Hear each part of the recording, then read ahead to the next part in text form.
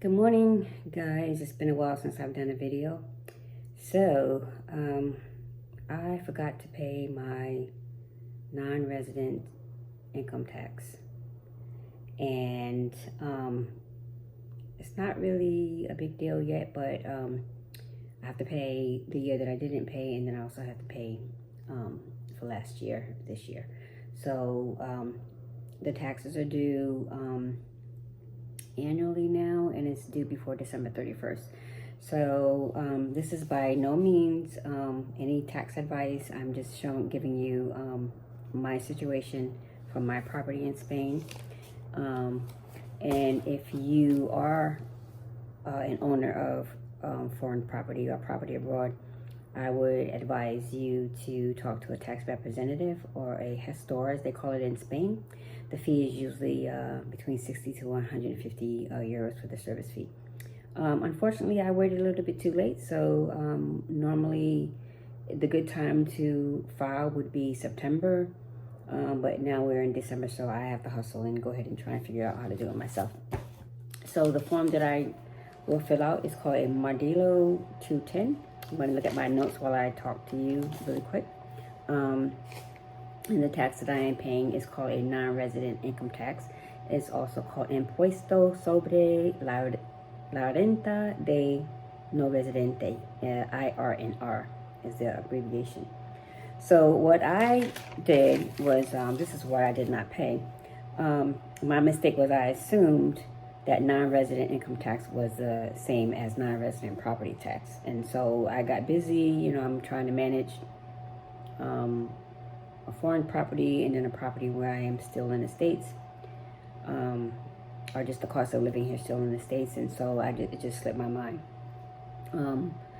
So being that I have the two domains, the two properties, or which is considered two properties, I have to pay I have to file 4 separate forms. So I'm just going to tell you a little bit about the tax. Again, you have to pay, let me start from the beginning. So who pays? So individuals who are not tax residents in Spain, for example, if you spend less than 183 days per year, but you own income, earning assets in Spain, or when property is owned but left vacant. So what income is taxed? So the rental income, if you rent out the property, is taxed. If it's deemed or imputed income when property is not rented out, and income is based on a portion of the cadastral value of the property. And then other Spanish source income, capital gains on Spanish assets, dividends, etc. So what are the rates? So the rates now for EU, EEA, or UK citizens, are those from other countries that have tax treaties consistent with Spain, is 19% of the taxable income. And then for every other non-EU, EEA, for example, American citizens, the tax is 24% in many cases. So when do you pay? Like, again, you pay annually before December 31st. How non-renting vacant property income is calculated is computed based on a percentage of the cadastral value of the property or properties, and it could be something between 1.1 or 2%, depending on how year to date the cadastral assessment is. So again, it's going to be the Modelo 210, which is a Form 210, and that's used by non-residents to declare the IRNR, the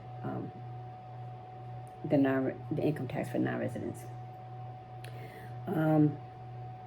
So ways to pay. So you can pay directly to the Spanish tax agency, which is also known as the Agencia Tributaria, or via Spanish bank online portal. So luckily for me, I have my Spanish bank account, so I'm going to try to file my Form 210s, which I do have the Form 210 in my, set up in my account. So I will attempt to file the late one first, and then I will file the one that's due this year for last year. And again, I have to do it 4 times. So yeah. So I'm going to go on ahead and do that now, and I'm going to fill out the form. I'm going to attempt to sign on to my bank and see, and I have my property information here. And so yeah, so I'm going to go ahead and try to do that. And again, I wouldn't advise anyone to do it on their own, but I waited a little bit too long. And so I would advise anyone to hire a Spanish tax representative, which is also known as a gestor, and try to file like in September, so that you're not waiting to do it like I am. So I don't know if I'm going to have to pay like hefty fees, so we'll see, and I'll get back to you on that. So stay tuned. Whew, well guys, that was definitely a hair puller, let me tell you. So I went to my bank online to try and file my non-resident Spain income tax, and it only had resident income tax filed. And I could have gone through that way, but anyway, make a long story short, I had to go to the Tributaria agency online and file out the Form 210 on the agency site. So I translated it in English and I filled it out. The first one took me almost 2.5 to 3 hours. It was just, I mean, you know, I had to figure it out. So anyway, after that, because I was behind 1 year, the next ones weren't as bad. So it only took like maybe 10 minutes if you know how to navigate yourself around the form after doing it the first time. It only takes like about 10 minutes. So that being said, after I finished it all and I checked for all my errors, it wanted me to print the form out and sign it. And so I was like, wow, so it's not online filing after all. So because I'm not in Spain. So anyway, so like I'm not in Spain right now. So what I have to do now is print out my forms, and then I have to figure out, I have to sign them, and then I have to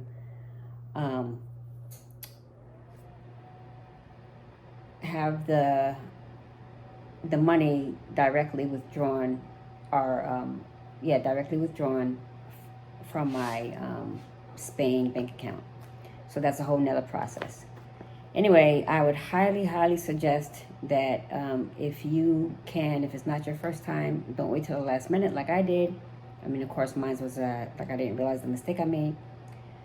But I would highly suggest that you get a tax representative to do the form for you, because I mean, it could be a wingdinger, especially trying to find it on the site. I mean, if you don't know what you're looking for, then it's going to be very difficult for you to find it, even to fill out on the site. And even filling out on the site, you have to sign up for something or other. So that's a whole nother ball game. So that being said, so now I've already completed, the back year that I missed, and I completed I filed my taxes for, I did the paperwork to file for 2024, which is due before the end of, it's due before December 31st, 2025. So that being said, so technically, I'm all caught up with my filing or with the paperwork. Now I just have to print it out, and then send it with my proof of payment through my bank, from my bank, and then send it off to the address that, to the Spain address. So yeah, so I will be mailing mine in.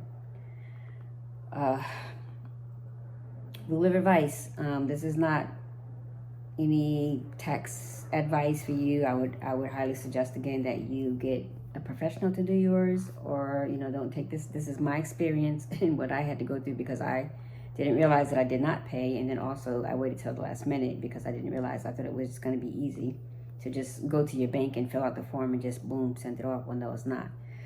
So that being said, long story short, get a professional to do it, or start as early as you can, as early as September, and figure it out that way, or file it in person, like once you're in Spain. So again, it was a hair pulling experience. I know how to do it now, so that's a good thing. But at my age, over 60, I wouldn't advise anybody to have to do this. You know, my next filing will be with a professional tax administrator. So I hope this video helped a little bit. I will be touching base more on the taxes of Spain. I'm just exhausted right now, so this is just not a good time for me to even try to do that. So I hope you enjoyed the video. Please like and subscribe if you found this information useful. And again, apologies for not uploading a video in a while. I've been very busy. I'm trying to navigate between Spain and the US right now, and tie up loose ends so that I can eventually be where I need to be. So yeah. Anyway, everybody have a great day, and thanks for watching.